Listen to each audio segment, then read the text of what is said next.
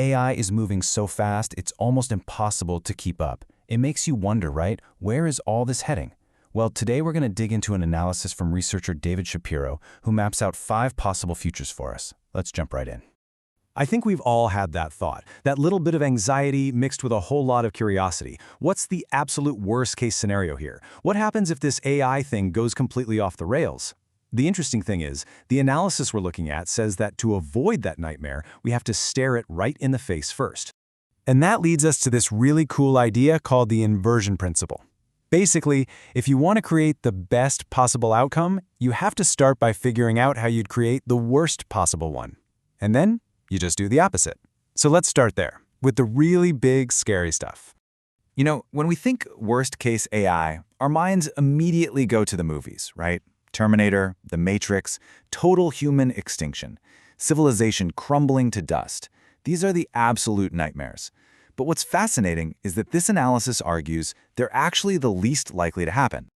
Okay, so let's look at why. The argument goes like this. For something like total extinction, say from a super plague or a rogue AI, we actually have global institutions designed to stop that kind of thing. And as for a complete collapse of civilization, well, modern society is just too interconnected and resilient. We'd find a way to rebuild. So yeah, they're terrifying to think about, but probably not what we should be losing sleep over. So if it's not the apocalypse, then what is the real danger? Well, the analysis points to something much quieter, much more insidious. And the scariest part, it's the future we're apparently already on track for. It's called technofeudalism. Now, don't picture a world with no cool gadgets. The tech is incredible. The problem is who it's for. Imagine a world with flying cars and miracle cures, but only a tiny handful of people can afford them. For everyone else, life is actually getting worse. That's the core idea. High-tech, low life. And that's technofeudalism in a nutshell. And here's the part that really hits you.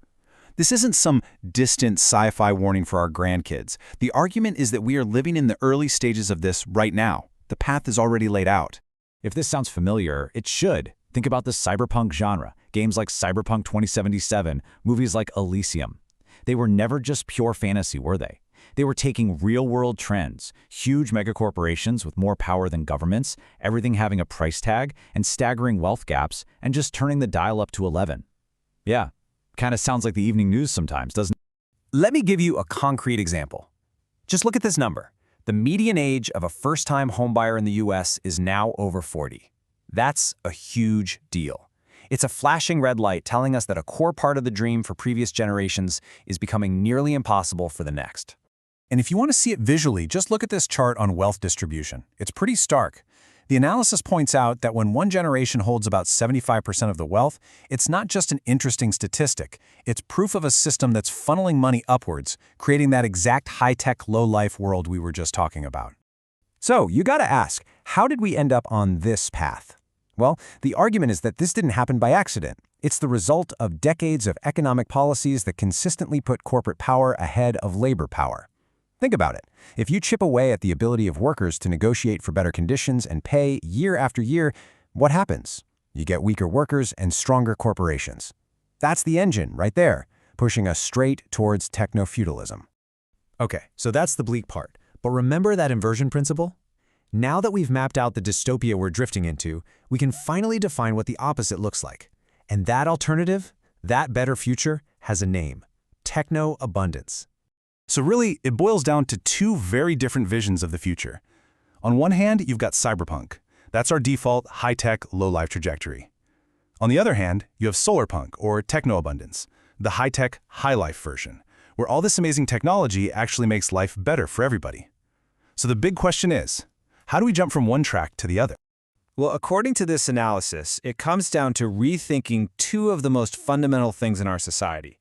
First, we have to look at how we're governed, how we make our democracies truly work for the people, not just the powerful. And second, we have to look at our very idea of property rights, because right now, they're creating these insane, destabilizing levels of wealth concentration. But here's the really optimistic part. Democracies have a kind of secret superpower. It's called meta-governance. It just means we have the ability to change the rules of the game without flipping the whole board over. We have these built-in escape hatches and pressure release valves. We don't need a violent revolution to fix things. We can actually evolve the system from within. So what does that evolution actually look like? Well, the proposal here is a pretty straightforward three-step plan. Step 1, a progressive wealth tax that targets extreme wealth. Step 2, all that tax revenue gets funneled into what are called sovereign wealth funds. Just think of them as giant investment funds owned by all of us, the public. And then Step 3, the profits from those investments get paid out directly to every single citizen, like a dividend check. And the whole point of this is to create a positive feedback loop, a virtuous cycle. The super wealthy still do great, they still get richer, but the key is, as their wealth grows, so does the wealth of everyone else through those dividends. Suddenly, their success is literally tied to the well-being of the entire country. It aligns everyone's interests. It's what the analysis calls a win-win-win situation. So there you have it, a potential way out of the dystopia and into something much better.